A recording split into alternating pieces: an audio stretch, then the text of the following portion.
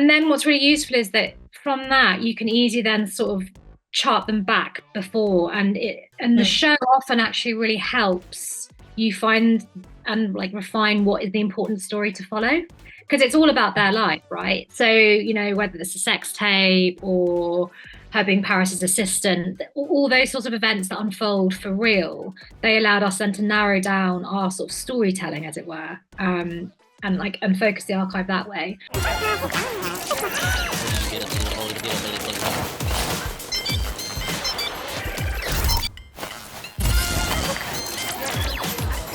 Thank you for having time to talk to us, first of all. And, I know that there are so many things to say and to talk when it comes to the Kardashians. So where did you decide to put the focus into doing this particular show? We decided, I think, they are such a phenomenon, as you say, and there are so many avenues you could go down. But I think the thing that captures everyone's imagination and what people know is how they made their money. And so that's kind of how we were like, that is the question that everyone was asked. How did these people who, kind of came from nothing, how did they become billionaires? So that was our we thought that was the best way sort of to go into it, really, and to see what, and I think it had the most mileage. And I think there were sort of taps of, really interesting journalists and people like that who could sort of talk to that experience as well. And by sort of discovering and telling the story about how they became billionaires, you can also sort of tell their whole sort of backstory and sort of, family story as well. So it was a great way of sort of incorporating lots of different avenues, I think, into one neat idea.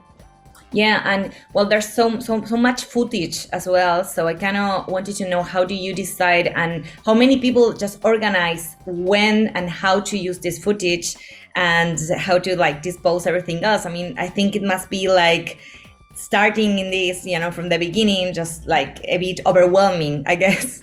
Yeah. It's really interesting. So I guess we used the keeping up with the Kardashians as the framework, effectively, because that's kind of how you kind of, that's where their career started, and obviously that's where it's going now.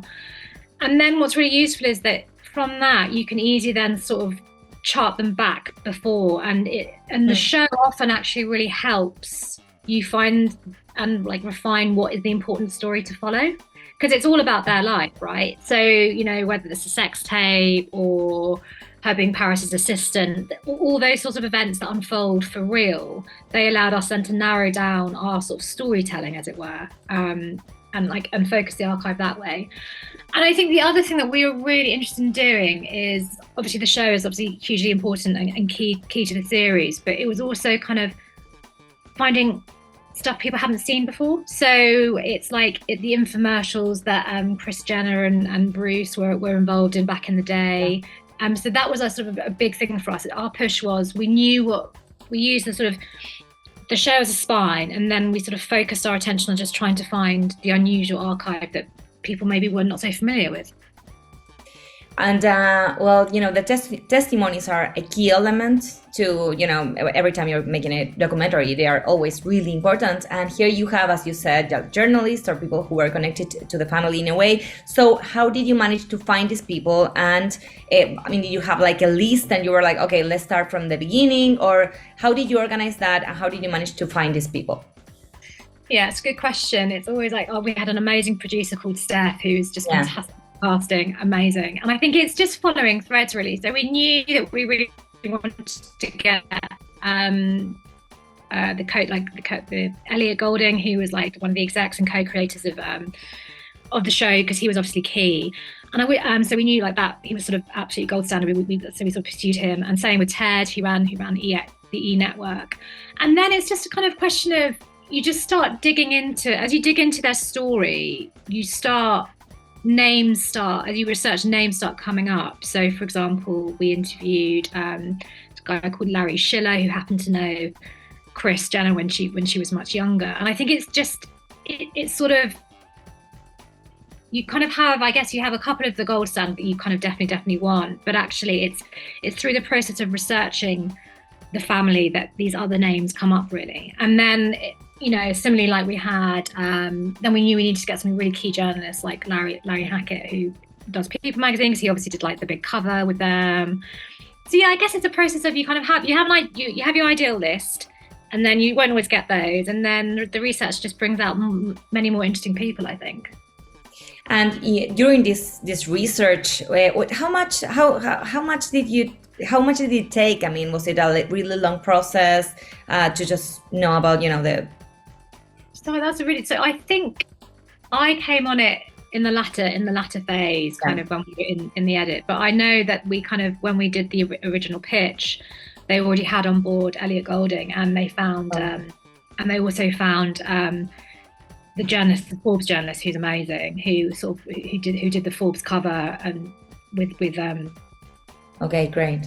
Little Sister. And then I think, so I guess 3-4 months. 3-4 months. Okay, perfect. And what did you discover during these 3-4 months? Did you discover anything new, something that you didn't know from before, and you were like, wow, I genuinely didn't know this about the Kardashians?